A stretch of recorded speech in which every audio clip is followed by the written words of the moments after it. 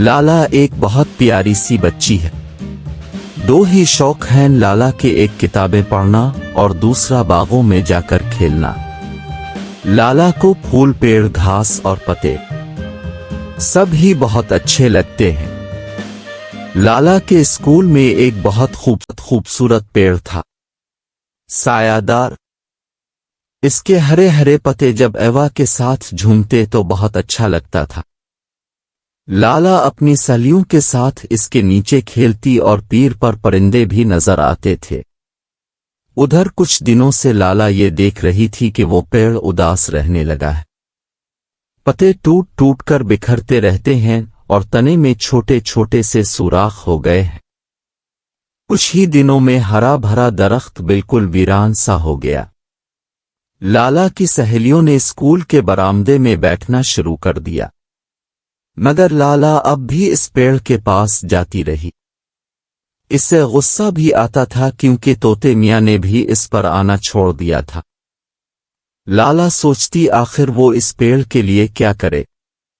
एक दिन लाला अपने घर में खामोश बैठी पेड़ के बारे में सोच रही थी कि माँ ने पूछा, क्या बात है लाला, तुम कुछ दिन से बहुत खामोश लग रही हो, तुम्हारी तबीयत तो ठीक है।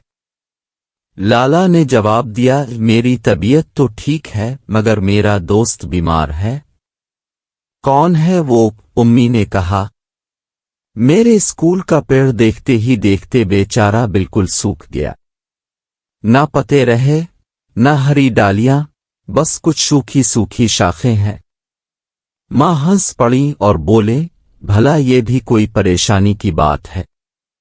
मैं तो समझी कि तुम्हारे हिसाब में नंबर कम आए हैं, इसलिए उदास बैठी हो।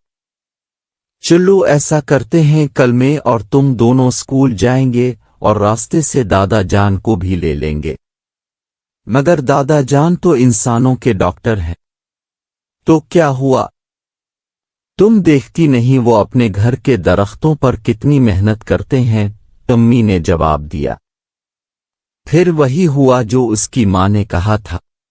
लाला के दादा ने पेड़ को देखा तो बोले, फिक्र मत करो लाला बेटी, पीर बिल्कुल ठीक हो जाएगा। जरा कड़वी कसीली दवाएं पिलाना पड़ेगा और छोटा सा ऑपरेशन भी करना पड़ेगा। थोड़ी सी देखभाल के बाद सब कुछ ठीक हो जाएगा। दादा जान ने स्कूल की प्रिंसिपल से पेड़ के इलाज की इजाजत ली। स्कूल के चौकीदार ने दरख्त की जड़ों को खूब गहरा खोदा।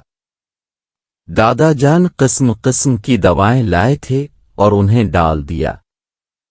दादा जान अपने हमारे पेड़ को बिल्कुल गंजा कर दिया, बेचारा और बदसूरत हो गया है। हमने इलाज करने को कहा था, हजामत करने को तो नहीं, लाला ने परेशान होकर कहा। दादा बोले, तुम देखना उन गंजों सर के कैसे घने बाल निकल आएंगे। तुम लोग रोज थोड़ा थोड़ा पानी डालते रहना और जो दवाई में छोड़े जा रहा हूं, हफ्ते में एक मर्तबा जड़ों में डाल दिया करना। लाला अपनी ड्यूटी बराबर अदा करती रही मगर कोई नतीजा ना निकला। 2-3 महीने गुजर गए। दादा जान से पूछा तो वो बोले, महीनों का बीमार हफ्तों में अच्छा नहीं होता, इंतजार करो। इस अरसे में स्कूल में गर्मियों की छुट्टियां हो गईं और लाला अपनी खाला के घर चली गई। खाला जान ने लाला की इतनी खातिर की, इतना घुमाया फिराया कि लाला अपने बीमार दोस्त को भूल ही गई। 2-2.5 महीने पलक झपकते गुजर गए।